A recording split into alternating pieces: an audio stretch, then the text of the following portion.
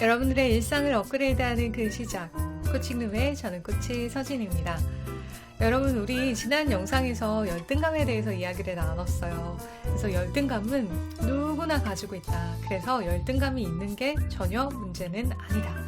다만 열등감이 문제가 아니라 이 열등감이 열등 컴플렉스가 되면 문제가 될 수 있다. 열등 컴플렉스는 열등감을 계속 부정적이고 죄책감을 가지면서 이용하면서 스스로 그 안 되는 이유를 정하고 마는 게 열등 컴플렉스라고 말씀을 드렸었죠. 그래서 여러분들이 열등 컴플렉스 상황이라면 나타나는 증상들 기억하시나요? 첫 번째는 다른 사람들이 뭔가 칭찬을 해도 그걸 진심으로 받아들이지 않는다. 그 다음에 다른 사람의 또 부정적인 이야기를 또 매우 민감해서 욱욱한다. 그 다음 세 번째는 내가 무슨 일을 하건 뭐든지 되게 완벽하게 하려고 하고 그 다음에 완벽하지 않으면 인정하지 않으려고 한다. 네 번째는 오히려 존재감을 때로는 드러내지 않는다. 왜? 거절받을까봐 두려워서 회피한다. 그리고 다른 사람도 되게 부정적이고 비관적으로 본다. 네, 이렇다면 여러분들이 열등 컴플렉스 상황에 있을 수 있다라고 말씀을 드렸어요. 자, 그렇다면 오늘은요, 이 열등 컴플렉스를 여러분들이 어떻게 극복할 것인가, 극복할 수 있는 5가지 팁에 대해서 같이 이야기를 합니다. 자, 첫 번째는요, 자, 열등감은 누구에게나 있다라는 것을 인정하는 겁니다. 아들러가 그런 말을 했었다고 했잖아요. 우리 모두는 다 불완전한 존재로 태어나서 당연히 열등한 상황에서 벗어나려고 누구나 애쓴다. 즉, 열등감이라는 그 감정, 즉 내가 누군가와 끊임없이 비교하면서 부족하다고 느끼는 그것은 모든 사람이 사실은 다 가지고 있다. 다만 어떻게 그걸 사용하느냐의 문제인 거죠. 그래서 열등감을 갖고 있는 나를 나는 내가 부족하니까 내가 좀 쩌리니까 내가 좀 찌질하니까 이렇게 생각할 필요가 전혀 없다는 거죠. 자, 그래서 첫 번째는 열등감은 누구에게나 있음을 인정하자. 자, 두 번째는요. 비교를 타인이 아니라 나의 비포, 애프터로 비교한다. 자, 열등감이라는 것 자체가 계속 타인과 내가 얼마나 갭이 있는지를 확인하면서 내가 부족하다고 느끼는 거잖아요. 근데 타인과 비교는 이제 접어두고요. 나의 이전과 나의 애프터를 이제 계속해서 비교하는 거죠. 이전에 나는 참 이런 열등감으로 힘들었었는데 나는 이제 이 어떤 노력들을 해서 훨씬 지금은 되게 건강하게 잘 지내고 있어. 그래서 내가 비록 예를 들어서 외모에서 키는 되게 작지만 나는 옷을 되게 맵시 있게 잘 입어서 그걸 커버하고 남들보다 더 센스 있게 보여. 이런 식으로 한다는 거죠. 그래서 비교를 타인이 아닌 나의 비포, 나의 애프터와 하자. 네. 자, 그 다음 세 번째는요. 작은 성공 경험들을 하나하나 쌓는 겁니다. 사실은 타인과 비교해서 자꾸 내가 부족하다고 느끼면 뭔가 우울해지고 하기 싫고 시도조차 하지 않는 거죠. 그런데 이제 내가 할 수 있는 아주 작은 경험들, 그게 큰 목표, 특히 열등 컴플렉스에서는 완벽주의, 좀 대단한 성과 이런 거를 되게 중요해요. 왜냐하면 과시하기 위해서. 근데 그게 아니라 내가 예를 들어서 나는 건강을 위해서 흡연을 했는데 금연을 할 거야. 근데 금연을 일주일 동안은 정말 진짜 한번 참아봐야지.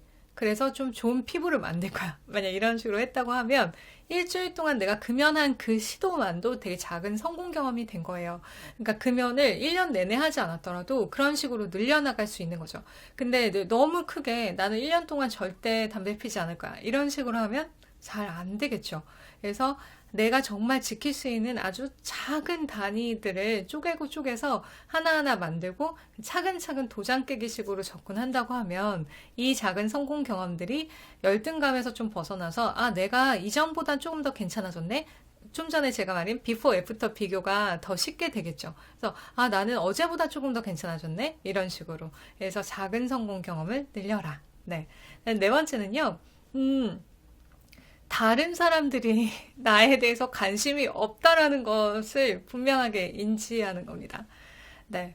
예를 들어서 내가 이제 다른 사람들이 항상 나를 주시한다고 생각을 우리는 많이 하잖아요. 내가 새 옷을 입고 새 신발을 사고 가면 저 사람들이 나를 보고 있는 것 같고 내 가방을 보고 있는 것 같고 뭐 이렇게 얘기하는 것 같고 눈이 마주치면 날 얘기했나? 이렇게 생각할 수 있는데 여러분들 사실은 어때요? 다른 사람들은 자기한테만 관심 있지, 다른 사람이 뭘 하는지, 뭘 얘기하는지 그렇게 크게 관심이 없죠.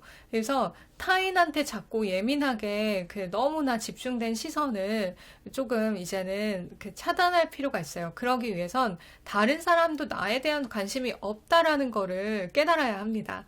그러니까 내가 다른 사람한테 어떻게 평가받을지, 어떻게 보여질지 고민할 필요가 없는 게 그 사람이 당신한테 그렇게 관심이 없다. 네, 정말 애인이나 이런 거 아니고서는 그럴 수 없죠. 그쵸? 네, 왜냐면 사람은 다 자기 중심적이니까요. 그래서 이거를 받아들이는 건 생각보다 되게 중요합니다. 네. 그리고 다섯 번째는요, 내가 무언가 부족한 결핍이 있잖아요. 이거를 성공을 하는 어떤 씨앗으로 활용할 수 있도록 삼는 게 되게 중요해요. 솔직히 이런 거죠. 여러분들 뭐 배정남이나 이런 사람들 모델로서 키가 엄청 작잖아요. 모델 군에서는. 그런데 그 모델이 그거를 무릅쓰고 탑 모델로서 어떤 역량을 발휘하기 위해선 더 옷을 더 잘 맞춰 입는다는 그런 센스를 키운다던가 아니면 키가 작기 때문에 더 성실하게 한다던가 하는 내 컴플렉스를 극복해서 그걸 보완할 수 있는 내 필살기를 만들려고 되게 노력했다고 하죠. 근데 사실 잘 살펴보면요.